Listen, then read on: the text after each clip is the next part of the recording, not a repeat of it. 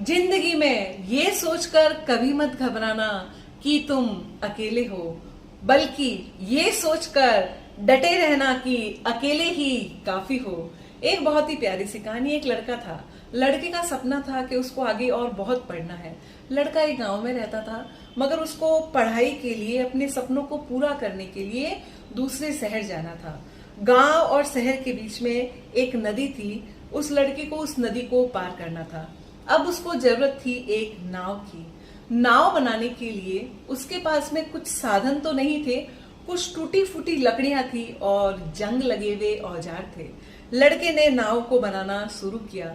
गांव वाले उस पे हंसते थे कि ये नाव कभी भी नहीं बनेगी, ये जो नाव बनाएगा वो नाव डूब जाएगी और इस पार से उस पार ये नाव में कभी भी नहीं जा पाएगा। मगर लड़का हमेशा एक बात बोलता था कि नाव अधूरी है मगर हिम्मत पूरी है। एक दिन नाव बन गई। जैसे ही उसने नाव को नदी में उतारा, नाव डूब गई थी। नाव में एक छेद था, उस छेद से पानी आ गया था, इस वजह से नाव डूबने लगी थी।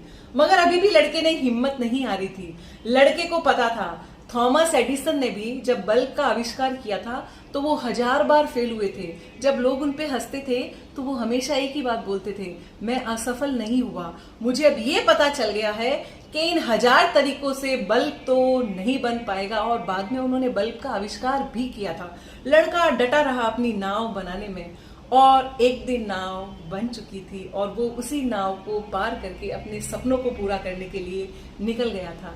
कहानी कहने का सार बहुत स्पष्ट है। हम सबकी जिंदगी में भी जैसे उसकी नाव में एक छेद है, वैसे हमारी जिंदगी में भी एक छेद है। हमें क्या करना है, उस छेद को भरना है और हमें एक ऐसी नाव बनानी है जो हमारे सपनों को पूरा करने के लिए हमें सहयोग करे।